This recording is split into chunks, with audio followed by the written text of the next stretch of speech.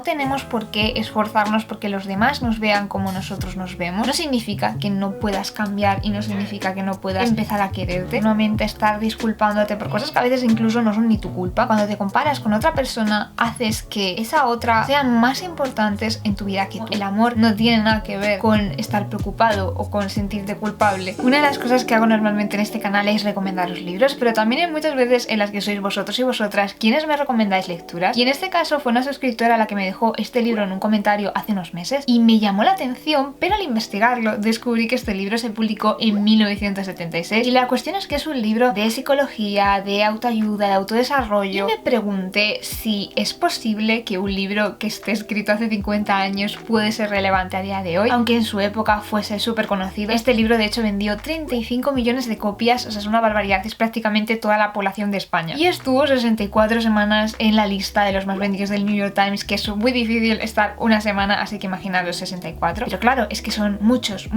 años y el mundo ha cambiado mucho, se supone, ¿verdad? Así que me puse a leerlo con esta incógnita y la verdad es que no tenía muy claro que me iba a encontrar, tenía algunos prejuicios, lo admito, y sin embargo lo que descubrí es que no solo muchos de estos consejos siguen siendo válidos a día de hoy, sino que hay una gran cantidad de libros de autodesarrollo, de autoayuda, de psicología, etcétera, que tienen ideas muy similares a día de hoy de los que se están publicando hace 2 semanas. Hola a todos y todas, yo soy Raquel Brune, bienvenidos al canal y en el vídeo de hoy os voy a hablar de este libro de tus zonas erróneas.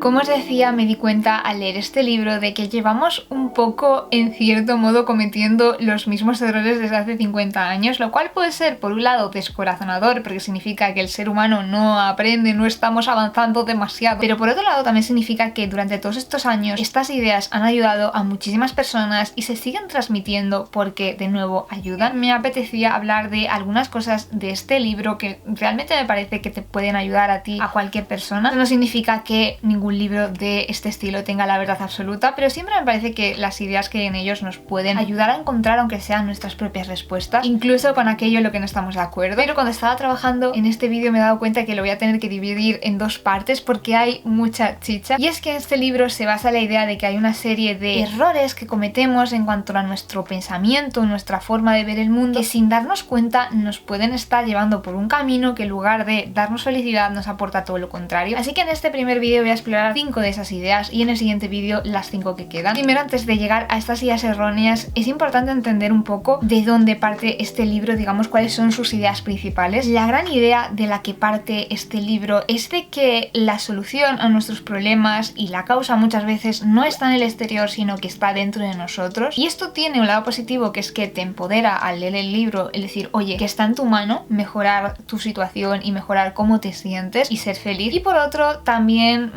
no se aplica siempre desde mi punto de vista, porque hay muchas cosas en que sí podamos cambiar cómo nos sentimos, intentar ver el mejor lado de las cosas, bla bla bla bla bla. Inevitablemente siempre hay situaciones externas que no podemos cambiar, así que tiene estos 2 lados. También, antes de empezar a hablar de las zonas erróneas, nos avisa de que hay 2 tipos de motivación a la hora de cambiarnos. Hay una motivación de imperfección, que es la que nos dice que tenemos que estar continuamente convirtiéndonos en una versión mejorada de cómo somos, porque como somos no es suficiente. Pero también nos habla de la motivación de crecimiento, y según esta motivación de crecimiento queremos crecer y evolucionar, no para ser mejores, no para ser más perfectos, sino porque es algo que nos va a traer felicidad. Todo esto queda muy idílico y muy bonito, y con estas ideas en mente ya podemos empezar a hablar de esas zonas erróneas. La primera zona errónea sería no tener amor propio o no querernos a nosotros mismos, y lo primero que hace es decirnos que ese amor propio no tiene que ver en ningún momento con cómo nos perciben los demás, y que no tenemos por qué esforzarnos porque los demás nos vean como nosotros nos vemos. Y nos da una definición de amor que me parece muy bonita, que es la habilidad y la voluntad de permitir a quienes te importan ser lo que elijan ser, sin insistencia porque te satisfagan. Y esto creo que también se aplica un poco a nosotros mismos, a que para querernos, ya nos lo dice el autor, nos tenemos que aceptar físicamente, emocionalmente, psicológicamente, tenemos que aceptar como somos y tenemos que querernos incondicionalmente. Y también nos advierte que esto creo que es algo que muchas veces nos pasa, que tendemos a ver las cosas en blanco y negro, y en este caso nos dice que no tenemos que tener un amor propio blanco-negro, que no tiene por qué ser siempre o nos queremos y nos adoramos y pensamos que somos la mejor persona del mundo, o no nos queremos en absoluto, nos odiamos, nos detestamos, sino que según el momento esa percepción va a cambiar y que nos tenemos que permitir también esos cambios, que no porque en un momento dado tú hayas sentido que no valías nada y que no te querías, no significa que no puedas cambiar y no significa que no puedas empezar a quererte. Una cosa que me parece muy interesante del libro es cómo te muestra algunas de las formas a través de ejemplos en las que estamos cometiendo estos errores y luego nos intenta o nos procura dar una serie de soluciones. Así que ¿cómo sabes que no tienes amor propio? Esta parte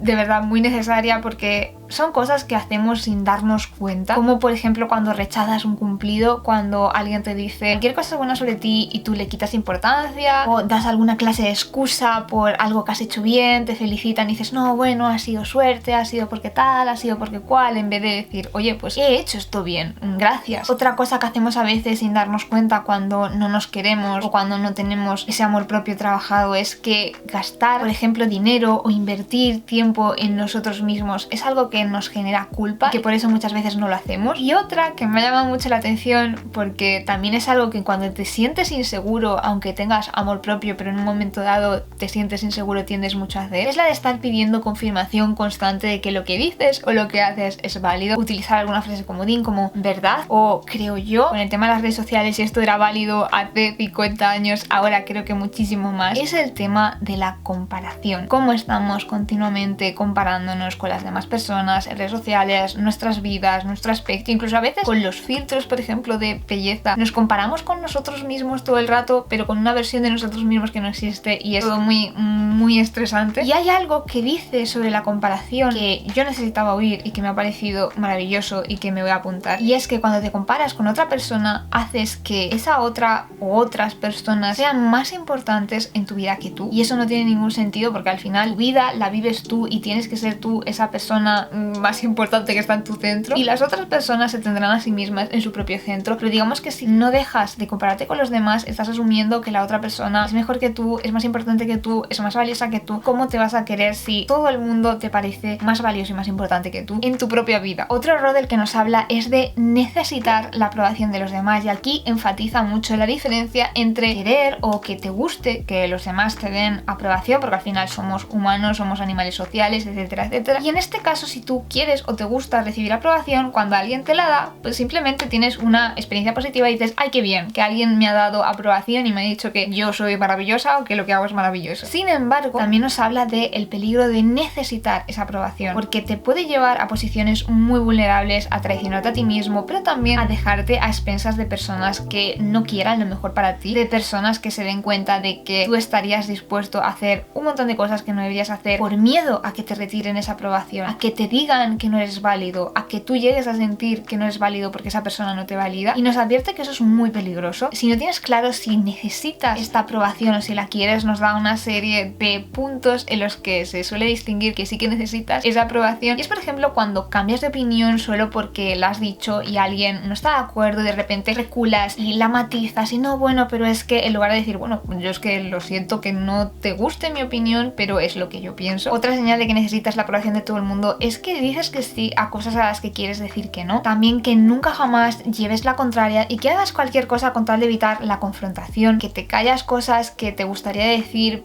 para evitar no gustar. Y sobre todo también pedir perdón continuamente, estar disculpándote por cosas que a veces incluso no son ni tu culpa. En el libro el autor nos recuerda que somos personas adultas, aunque tengamos ese miedo a que nos desaprueben, y que podemos sobrevivir en el mundo sin esa aprobación. Y habla de algo que es muy irónico, pero que me parece maravilloso porque te das cuenta de que es verdad. Te pide que tú pienses en esas personas, ya sean de tu entorno o personajes públicos, a los que admiras y que te parecen personas fascinantes y que te encantan, y que luego pienses si realmente parece que a esas personas les importe la aprobación de los demás, en el sentido de que la necesiten, de que vivan por y para recibir la aprobación de los demás o para evitar esa desaprobación, y que lo más probable es que no, es que esas personas simplemente vivan su vida. Qué irónico es que las personas que no se preocupan por recibir esa aprobación son las que más admiración y aprobación reciben. Y esto creo que pasa con tantas cosas en la vida, que cuando te obsesionas por tenerlas es cuando las alejas de ti. Y en este caso creo que pasa un poco lo mismo. Aquí en definitiva nos da un poco dos trucos, digamos, para evitar esa necesidad. Por un lado, que aprendas a poner la responsabilidad en el otro de sus propias opiniones sobre ti, que no pienses, ay, he hecho que esta persona piense mal de mí, sino que pienses, tú estás disgustado porque tú piensas que lo que yo digo no debería ser así o lo que yo hago no debería ser así, y eso al final no tiene nada que ver contigo. Y el segundo tip es que aprendas a aceptar que va a haber personas que nunca van a poder entenderte, que no van a entender por qué piensas de la manera en que piensas, por qué actúas de la manera en que actúas, y que eso está bien, porque seguramente también hay personas a las que tú no eres capaz de entender y que dices, vale, pues respeto lo que haces, pero no lo entiendo, yo nunca podría pensar esto, nunca podría hacer esto. Otro tercer error que aparece en este libro es el de vivir anclados a versiones pasadas de nosotros mismos, y nos explica cómo muchas veces cuando te preguntan o te piden que te definas, automáticamente vas a ir a tu pasado, vas a hablar de lo que has hecho, de lo que has sido, pues he sido estudiante, he estudiado tal cosa, y que muchas veces caemos también en esa trampa a la hora de limitarnos, a la hora de que cuando nos preguntan o nos preguntamos a nosotros mismos por qué hacemos algo o por qué algo es así, esa es la respuesta que damos, siempre ha sido así, siempre he sido así, siempre se han hecho las cosas de esa manera, en lugar de darnos cuenta de que no tiene por qué seguir siendo así. Habla de un ejercicio de evitación y de cómo al pensar es que no puedo evitarlo, es que soy así, al final lo que hacemos es impedirnos crecer, y nos pone ejemplos de algunos círculos viciosos. Por ejemplo, imagina que eres una persona que se considera tímida y que siempre ha sido tímida y que no puede evitar ser tímida, y que por esa idea de que al haber sido en el pasado tímido lo vas a ser siempre, evitas exponerte a situaciones sociales porque pasas vergüenza, porque lo pasas mal, y cuanto más evitas esas situaciones sociales, más tímido te vuelves porque menos recursos tienes para hablar y para comunicarte, etcétera, y eso te hace sentir peor y cada vez vas a ser más tímido, y cuanto más tímido seas más vas a evitar los eventos sociales y cada vez, etcétera, etcétera, etcétera. I can relate. Creo que todos de un modo u otro hemos acabado metidos en esos bucles en el que algo sobre nuestra vida no nos gustaba y en lugar de pensar en cambiarlo nos hemos resignado, y al final la cosa cada vez ha ido a peor. Y lo que nos plantea es que realmente no existe tal cosa como la naturaleza humana, sino que al final lo que existen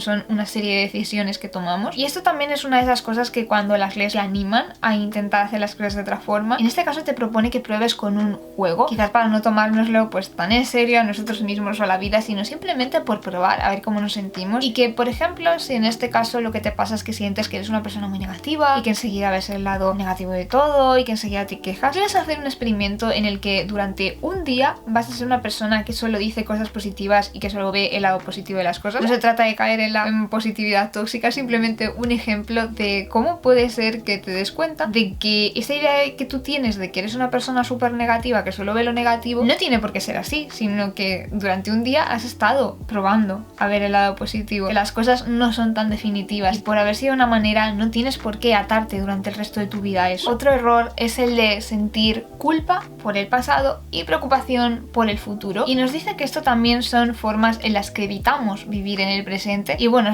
muchas cosas en estos libros a veces son más fáciles de decir que de hacer, y evitar preocuparse o evitar sentir culpa desde luego es una cosa que no vamos a conseguir hacer del día a la mañana así chasqueando los dedos, pero me parece muy interesante la forma que tiene de reflexionar sobre las dos cosas, sobre la culpa y la preocupación. Y es que nos dice que hay como una idea social y que tenemos nosotros mismos a la hora de percibirnos, que es la de que cuando tú te preocupas o te sientes culpable por algo, demuestras que eres una persona que se está interesando, es algo positivo de ti. Tú dices, me preocupo de ti porque te quiero, me preocupo de esto porque me importa. Y como en realidad eso no tiene por qué ser así, como el amor no tiene nada que ver con estar preocupado o con sentirte culpable. Me parece algo que tenemos interiorizado y en lo que muchas veces no piensas, y es que es cierto, parece que si no te preocupas como que te da igual, y no es verdad. Y me parece un punto de inflexión muy importante el quitarle este valor positivo a la preocupación y a la culpa, porque al quitar eso se queda lo que es algo que nos hace hace sufrir muchas veces y que nos hace pasarlo mal y que nos paraliza. Te da una serie de ideas para trabajar en el tema de la preocupación, y dos de las que más me han llamado la atención es la de que te des un tiempo a lo largo del día para preocuparte, digas, vale, esta media hora todos los días la voy a dedicar a preocuparme. Como al cabo de un par de días seguramente te vas a dar cuenta de lo absurdo que es. Y otra cosa que te hace darte cuenta de cómo la preocupación no es tan útil como tú te piensas es que seas muy exagerado. Que si algo te preocupa y te da miedo que eso ocurra, empiezas a pensar en qué es lo peor que podría ocurrir, pero hasta la exageración más extrema, y ahí también es cuando te das cuenta de que realmente es un poco absurdo y no sirve de nada. Y una de las cosas que me gusta de este libro es que tiene un montón de frases y de ideas totalmente rompedoras que te dejan con cara de qué está pasando aquí y que te hacen pensar mucho. Y esto ocurre también en el siguiente bloque, que es en el error de evitar lo desconocido. La primera frase es la de que no puedes crecer si sabes las respuestas antes de formular las preguntas.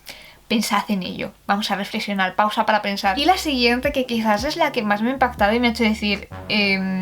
oh my god, ¿has vivido 10.000 días? ¿O has vivido el mismo día 10.000 veces? Y aquí ya es cuando he dicho, vale, se está poniendo tensa la cosa, este libro atacándonos, ¿qué está pasando? Y es que nos habla de cómo muchas veces al evitar lo que no conocemos, evitar salirnos de eso que ahora pues es muy popular, que es la zona de confort, como al final pues evita que aprendamos, que crezcamos, y sobre todo nos pone alerta de algunas formas en las que tendemos a evitar ese desconocido, esa incomodidad. La primera es la rigidez, la de obligarte a seguir siempre los mismos patrones y hacer las cosas de una determinada manera. También habla de esa idea de necesitar una buena razón para hacer algo, que es muy diferente a lo que hacíamos, por ejemplo, cuando éramos niños, que simplemente hacías algo porque sí, porque te apetecía, porque te llamaba la atención, porque tenías curiosidad. Como a medida que nos hacemos mayores, cada vez que te viene la idea de hacer algo, probar algo, ir a algún sitio, automáticamente tienes que justificar el valor de alguna manera de hacer eso. También nos habla de cómo los prejuicios nos impiden conocer cosas nuevas, conocer personas nuevas, conocer hobbies nuevos, actividades nuevas, tipos de música que nunca hemos escuchado porque pensamos, guau, esto no es para mí porque